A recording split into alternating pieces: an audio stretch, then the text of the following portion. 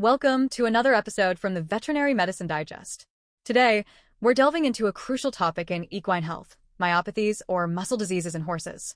Understanding these conditions, from nutritional deficiencies to genetic predispositions and even complications from anesthesia, is paramount for equine well-being.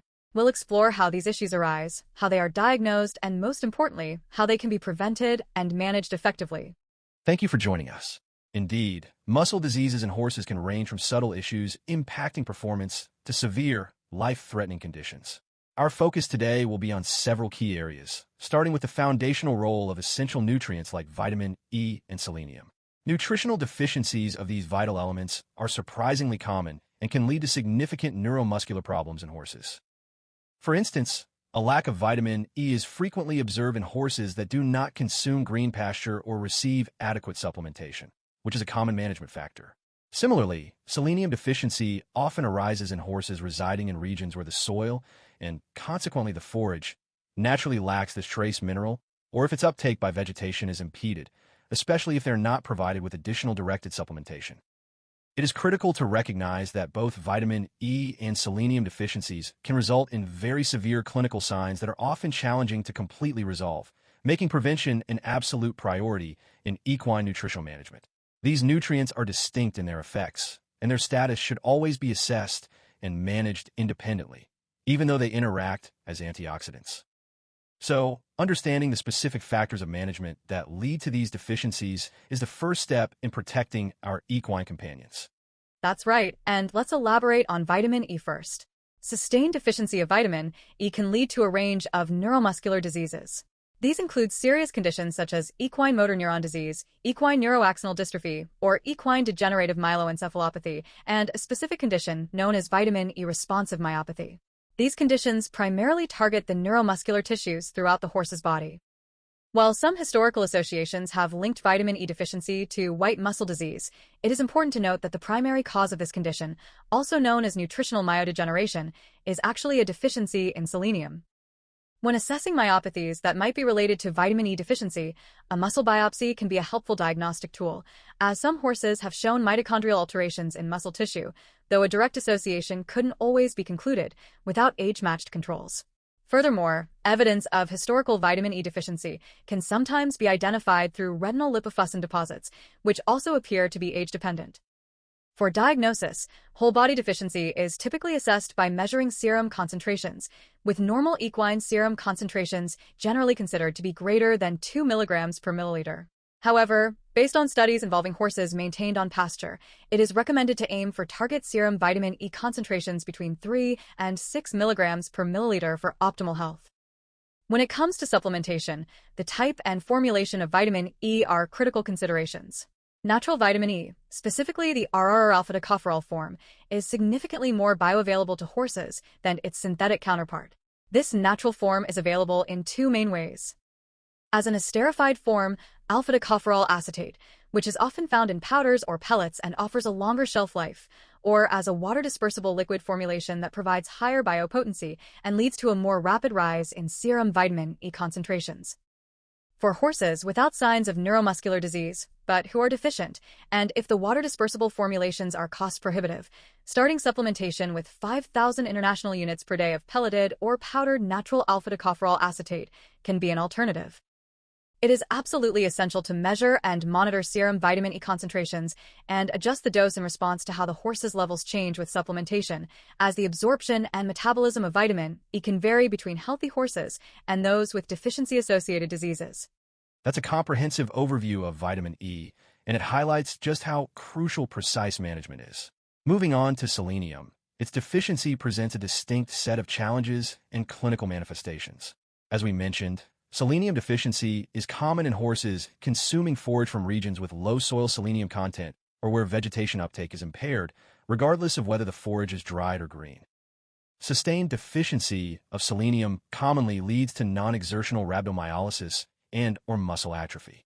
However, the clinical signs can extend beyond these primary muscle issues to affect other critical areas. Degeneration of the masseter muscles, which are vital for chewing, can occur, as can problems with the pharyngeal and tongue muscles, leading to difficulties in swallowing. Cardiac musculature can also be compromised, potentially resulting in serious heart issues.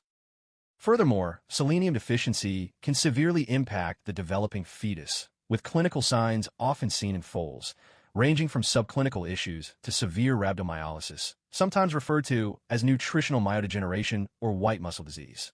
Affected foals might be born with signs or develop them days to months after birth, presenting with weakness, recumbency, or low head carriage due to cervical muscle weakness and necrosis.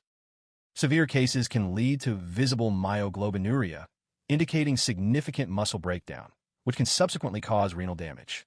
Cardiac arrhythmias may also be evident due to myocardial necrosis or severe electrolyte disturbances associated with massive rhabdomyolysis. Signs related to disturbed oropharyngeal function, such as milk from the nostrils and aspiration pneumonia, are common, stemming from compromise to the tongue and/or pharynx muscles. In Europe, severe panniculitis or steatitis, also known as yellow fat disease, has been reported in foals and young horses, potentially linked to combined deficiencies of selenium and vitamin E. Mature horses can sustain suboptimal blood and liver selenium concentrations for months before showing overt clinical signs, and some can remain clinically asymptomatic despite very low blood levels, although they likely go through a subclinical period with suboptimal immune and reproductive functions. External stressors, like changes in environment, can also trigger acute clinical signs in chronically deficient horses. Diagnosis is usually supported by compatible dietary history and clinical signs, along with elevated serum creatine kinase and aspartate transaminase activities.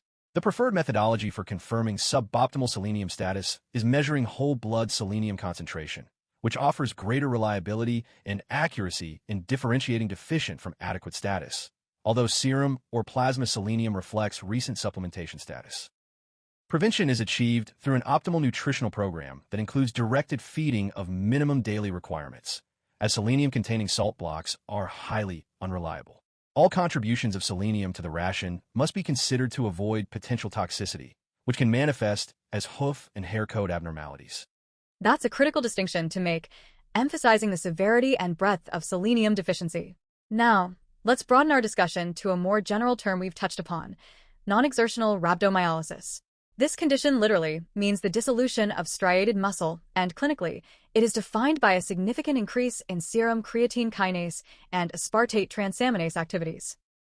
The degree of elevation in serum creatine kinase, especially when blood is drawn at least 4 to 6 hours after the onset of rhabdomyolysis, serves as a good indicator of the extent of muscle damage. It's important to note that if laboratory reports simply state, above the limit of detection, serial dilutions or submission to an external laboratory are crucial to determine the approximate maximum value, which in turn helps in assessing the severity of muscle damage and guiding the best treatment regimen. Monitoring these values serially helps determine if the treatment is successfully reducing the rhabdomyolysis. There are numerous forms of non-exertional rhabdomyolysis, and their underlying causes can be broadly categorized. These etiologies include toxic, genetic, inflammatory or infectious, nutritional, and traumatic disorders. Obtaining a specific diagnosis is incredibly important, as it helps prevent the development of further cases, particularly when the disease has genetic, toxic, or nutritional origins within a group of horses. Early diagnosis and prompt treatment are key to ensuring a horse's survival from non-exertional rhabdomyolysis. This highlights the importance of thorough investigation when a horse presents with signs of muscle damage, moving beyond just symptomatic treatment to identify and address the root cause. Absolutely. Identifying the root cause is paramount. Let's delve into some of the specific etiologies of non-exertional rhabdomyolysis, starting with the toxic causes. One significant toxic myopathy is hypoglycin A myopathy, also known as seasonal pasture myopathy or atypical myopathy. This condition has a distinct geographic and seasonal pattern, with cases frequently occurring in early spring or autumn, often following cool, wet, and windy weather. Horses that are housed on wooded pastures for more than 12 hours a day without additional feed are most susceptible. The disease's occurrence directly overlaps with the distribution of specific trees, the box elder, or Acer negundo, in North America, and the European sycamore maple, Acer pseudoplatanus, found in northern and central Europe, the United Kingdom, and New Zealand. The toxin hypoglycin A is found in the seeds of these trees. Treatment for horses affected by hypoglycin A myopathy includes orally or intrally administering activated charcoal at doses of 250 grams for foals and 750 grams for adults to decrease toxin absorption. Supportive care is also vital, including keeping the horse's head up providing deep bedding, ensuring warmth, minimizing exertion to prevent further rhabdomyolysis, and providing nasal oxygen if low partial pressure of oxygen or increased respiratory rate is observed. Intravenous fluids are given until urine color returns to normal, especially if myoglobinuria or hyperkalemia is present, and nonsteroidal anti-inflammatory drugs like flunixin-meglumine are used for pain management. Beyond natural toxins, chemical causes can also induce non-exertional rhabdomyolysis. Ionophores, for instance, can inadvertently contaminate equine feed products if they are processed in feed mills that also handle cattle feeds containing these agents without proper cleaning protocols. While most ionophore toxicities in horses typically cause cardiomyopathy or neurologic disease, rather than overt rhabdomyolysis, their presence is a concern. Another reported chemical cause is tetrachlorvinphos, an oral fly control agent, which has been linked to non-exertional rhabdomyolysis in miniature horses.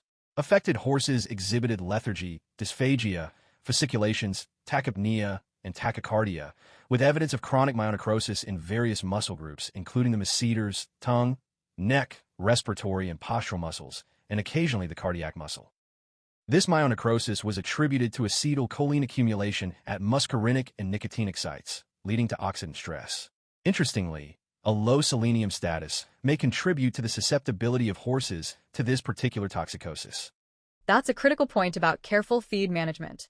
Moving on to the metabolic causes of non-exertional rhabdomyolysis, one of the most prominent is polysaccharide storage myopathy, often referred to as PSSM. This condition is a glycogen storage disease that is currently divided into two main types, type 1 polysaccharide storage myopathy and type 2 polysaccharide storage myopathy. Type 1 polysaccharide storage myopathy, known as PSSM1, is caused by an autosomal dominant mutation in the glycogen synthase 1 gene, abbreviated as GYS1. It's believed that PSSM1 emerged approximately 1600 years ago during the development of the great horse or war horse, designed to carry heavily armored horsemen into battle. It is even thought to be the same disorder, historically referred to as azoturia, or Monday morning disease, in workhorses from the 19th and 20th centuries. The mutation in GYS1 results in a specific amino acid substitution, leading to higher than normal activity of glycogen synthase, even at basal states and when activated by glucose, 6-phosphate. This results in glycogen concentrations that are twice the normal levels and the formation of characteristic amylase-resistant polysaccharide inclusions in muscle cells.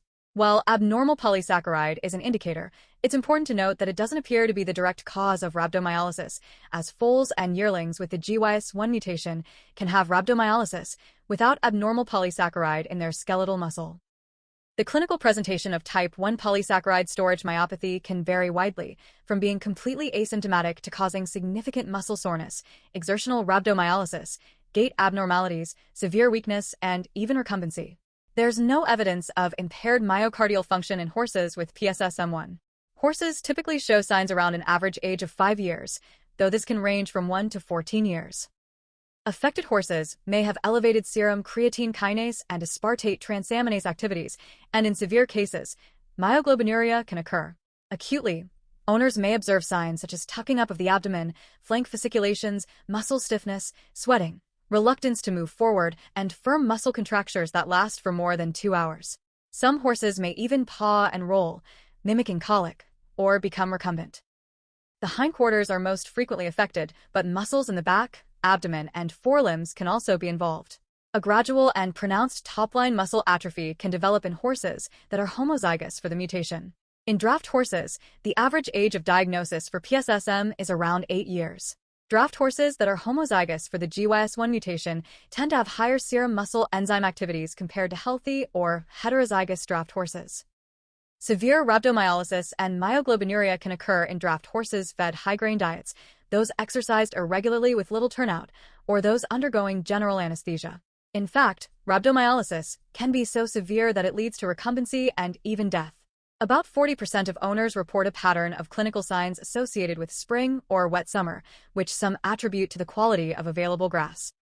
Quarter horse and paint horse foals and weanlings may also develop rhabdomyolysis in conjunction with a systemic illness. Diagnosis for type 1 polysaccharide storage myopathy primarily relies on genetic testing for the GYS1 mutation. Horses that are symptomatic often show persistent elevations in serum creatine kinase and aspartate transaminase activities, even at rest. If these enzymes are normal at rest, an exercise test, consisting of a maximum of 15 minutes of lunging at a walk and trot, can be performed to identify subclinical exertional rhabdomyolysis. An elevation of creatine kinase activity that is more than 2 to 3 times the baseline level, measured 4 hours after exercise, is considered abnormal. That's a very clear picture of type 1 polysaccharide storage myopathy. Now let's move to type 2 polysaccharide storage myopathy, or PSSM2. This category was initially coined to encompass horses diagnosed with polysaccharide storage myopathy via muscle biopsy, but who did not possess the GYS1 genetic mutation, suggesting there were at least 2 forms of the condition. Initially, the diagnosis of PSSM2 was based on a histopathologic description of muscle glycogen in horses exhibiting muscle pain. With further research, PSSM2 terminology has evolved, particularly for quarter horses, and it is now understood to include a form called PSSM2R, referring to horses with exertional rhabdomyolysis that is a true glycogen storage disease. This form primarily affects quarter horses, especially those in barrel racing, working cow, and reining disciplines, but it likely occurs in other breeds as well. In quarter horses, PSSM2R is indeed a glycogen storage disease, evidenced by muscle glycogen concentrations 60% higher than normal, though the amount of abnormal polysaccharide and glycogen is less than in type 1 polysaccharide storage myopathy, and its electron microscopic appearance differs. Clinical signs are typical of exertional rhabdomyolysis, including pain, sweating, firm and hard muscles, stiffness, and reluctance to move after light exercise. Some horses might even develop rhabdomyolysis while on pasture. Less common signs include low-grade lameness, stiffness, and muscle fasciculations. A definitive diagnosis of PSSM2R is based on documented elevations in serum creatine kinase and aspartate transaminase activities following exercise, along with muscle biopsy evaluation. The biopsy typically shows a homogeneously dark glycogen stain, increased subsarcolemmal glycogen, and often a small number of fibers with coarse, granular periodic acid shifts positive inclusions. It is crucial to note that horses with PSSM2R lack the Desmond aggregates that are characteristic of myofibrillar myopathy. Importantly, both type 1 polysaccharide storage myopathy and PSSM2R often respond well to a low non-structural carbohydrate, high-fat diet combined with regular exercise. This dietary approach aims to decrease glucose uptake into muscle cells, thereby reducing substrate availability and stimulating glycogen synthesis less, while providing an alternative source of metabolizable energy from fat and protein. A recommended diet includes hay with 12% or less non-structural carbohydrate and a low non-structural carbohydrate ration balancer, supplemented with plant-based oil in amounts that prevent excessive weight gain. Owners frequently report significant improvements in muscle pain, stiffness, and exercise tolerance with this diet. Let's briefly mention other metabolic myopathies. Glycogen branching enzyme deficiency, or GBD, is a fatal disease in foals of quarter horse-related breeds, caused by an autosomal recessive mutation. It has a high carrier prevalence, especially in pleasure horses of these breeds, affecting 26%. Clinical signs can include abortion in the 2nd or 3rd trimester, stillbirth, hypothermia at birth, mild flexural deformities, intermittent seizures, skeletal and respiratory muscle weakness, and sudden death. These foals often have persistent leukopenia, intermittent hypoglycemia, and moderately high serum creatine kinase, aspartate transaminase, and gamma-glutamyl transferase activities. While they may initially respond to intensive neonatal care, all foals with glycogen branching enzyme deficiency have unfortunately died, usually suddenly, by 18 weeks of age. Diagnosis is established through genetic testing, and muscle biopsy reveals characteristic periodic acid-positive inclusions with negligible normal glycogen staining. Gross necropsy changes are minimal, requiring specialized stains to reveal the distinctive abnormal polysaccharide inclusions. That's truly heartbreaking for foals. To continue with metabolic causes, we also have lipid storage myopathy, though it's rare. There's a documented case of a 12-hour-old paint filly with suspected multiple acyl-CoA dehydrogenase deficiency, which presented with weakness and dull mentation shortly after birth. Despite intravenous dextrose, the foal remained persistently hypoglycemic with elevated serum activity of creatine kinase and aspartate transaminase, along with mild increases in gamma-glutamyl transferase and hyperlactatemia. A muscle biopsy confirmed lipid storage within the semimembranosus muscle. Another critical metabolic condition is malignant hyperthermia.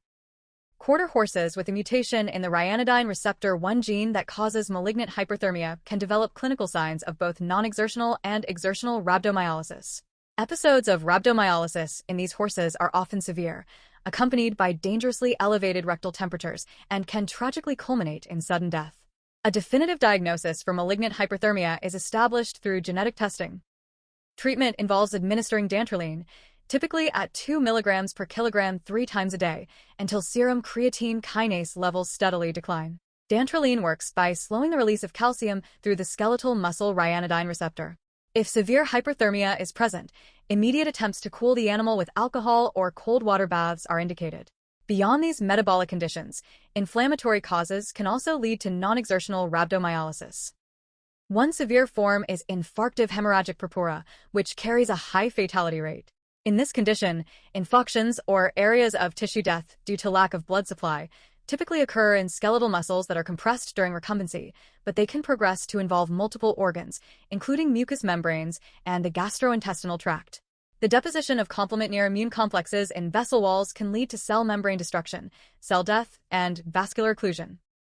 Horses present with acute painful lameness accompanied by limb swelling, muscle stiffness, and/or colic. Petechiae, which are small red or purple spots on the skin, well-demarcated limb edema, and focal myocardial damage can also occur.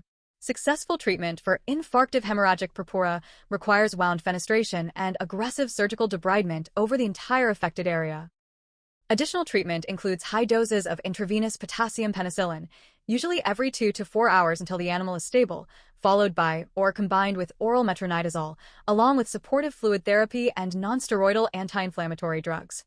Those are indeed dire conditions that require immediate and aggressive intervention. Building on inflammatory causes, another significant condition is myosin heavy chain myopathy, or MYHM. This myopathy presents with 3 distinct clinical forms: non-exertional rhabdomyolysis, immune-mediated myositis, and calciphylaxis.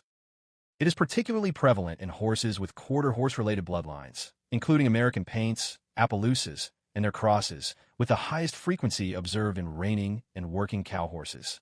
The disease has a bimodal age distribution, meaning it affects both young and older horses, with younger horses being most impacted. Myosin heavy chain myopathy is caused by a codominant mutation, specifically the E321G mutation in the MYH1 gene, which encodes myosin heavy chain 2X, the predominant fiber type in equine locomotor muscles. Approximately 7% of quarter horses carry this mutation, with even higher prevalences in specific bloodlines: 24% in reining, 17% in working cow, and 16% in halter horse bloodlines. Clinical signs manifest in about 20% of heterozygous horses and in most homozygous horses, with homozygotes typically experiencing more severe and recurrent clinical signs. The trigger for the non-exertional rhabdomyolysis in myosin heavy chain myopathy cases may not always be obvious. However, it can often be linked to recent vaccinations, particularly for Streptococcus equi or influenza/rhinopneumonitis, occurring 3 to 4 weeks before the onset of signs. Concurrent infections with Streptococcus equi, Anaplasma phagocytophilum, or Corynebacterium pseudotuberculosis can also serve as triggers. It is not entirely clear whether autoimmunity is the primary driver of rhabdomyolysis in these cases, as lymphocytic infiltrates are rarely found in the affected muscles, unlike in the immune-mediated myositis form of MYHM. However, a molecular and cellular hypercontractile phenotype has been identified in horses homozygous for the MYH1 mutation, which could contribute to the development of non-exertional rhabdomyolysis. A definitive diagnosis of myosin heavy chain myopathy is achieved through genetic testing for the E321G MYH1 mutation. If a muscle biopsy is performed, the gluteal muscle is the preferred site, as it typically shows acute necrosis, extensive macrophage infiltration of degenerating myocytes, and glycogen depletion in large muscle fibers. Treatment for myosin heavy chain myopathy focuses on supportive care and addressing the acute rhabdomyolysis. Hydration status must be assessed before managing muscle pain with nonsteroidal anti-inflammatory drugs. In severe cases, constant rate infusions of pain medications like butorphanol or ditomidine may be necessary. Early administration of dantrolene, typically 2 to 4 milligrams per kilogram orally 3 times a day until serum creatine kinase levels approach the normal range, is considered effective in halting rhabdomyolysis. Additionally, a course of dexamethasone at 0.07 to 0.08 milligrams per kilogram intravenously for 3 days, followed by prednisolone, 1 milligram per kilogram orally for 7 to 10 days, and then tapered over a month, is recommended, though the dose and use are adjusted based on any underlying infections. Affected horses should be placed in deeply bedded stalls and rotated from side to side every 4 hours if they are unable to rise. Some horses might benefit from a sling if they can bear weight on their hind limbs with assistance. Without early and aggressive treatment, horses may need to be euthanized due to persistent recumbency, myoglobinuric renal failure, or the severe extent of rhabdomyolysis. Owners of horses homozygous for the mutation should be counseled about the high likelihood of recurrent clinical signs of non-exertional rhabdomyolysis or immune-mediated myositis. That's a critical piece of information for owners to be aware of. Finally, let's talk about a very specific and concerning area: anesthesia and myopathies in horses. General anesthesia, or even the stress associated with a surgical procedure, can potentially trigger the development of clinical signs of muscle disease, which might only be observed during or after the procedure. This unpredictability underscores the importance of thorough pre-anesthesia assessment and vigilant monitoring.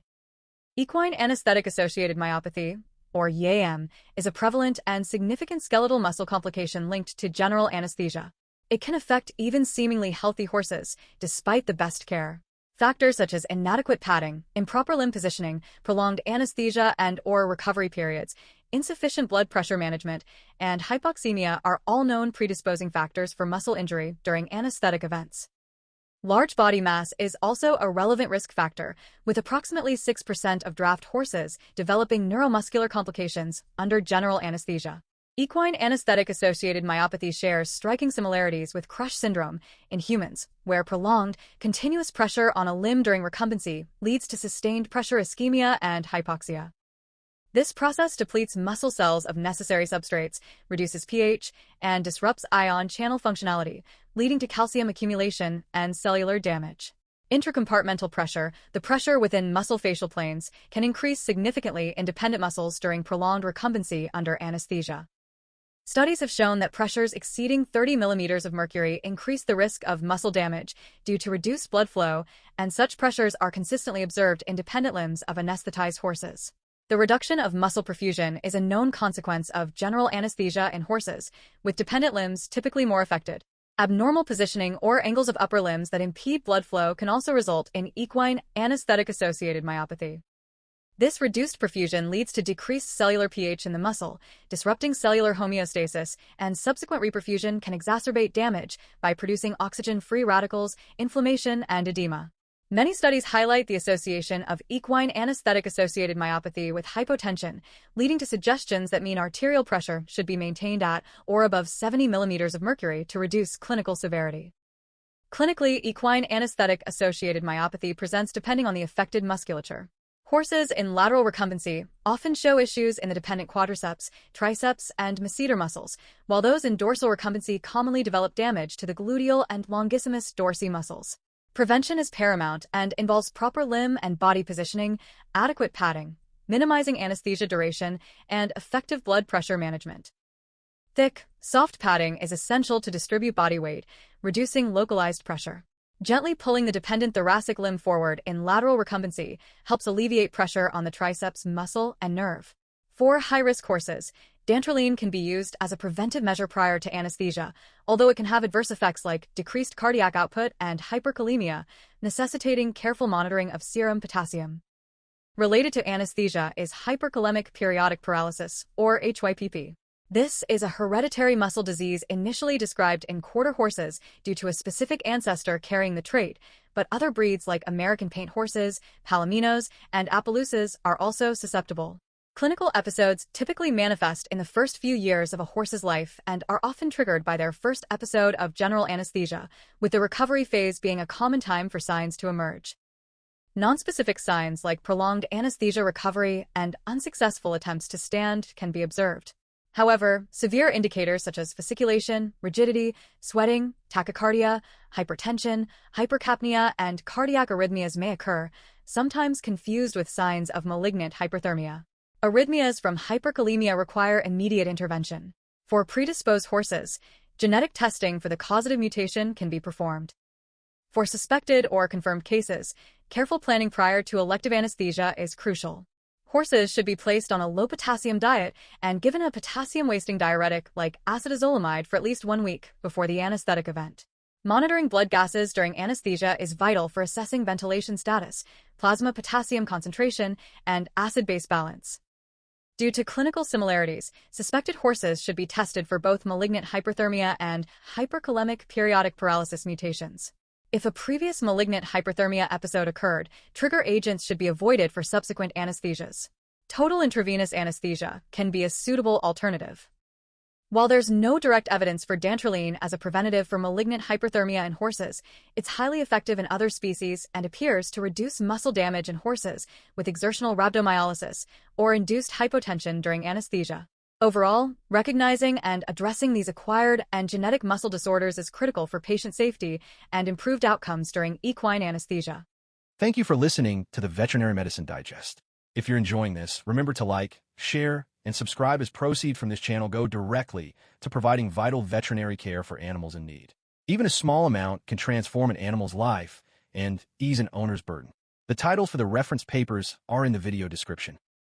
Remember to test your knowledge by answering the questions in the description, and as always, keep those minds inspired, hearts light, and tails wagging.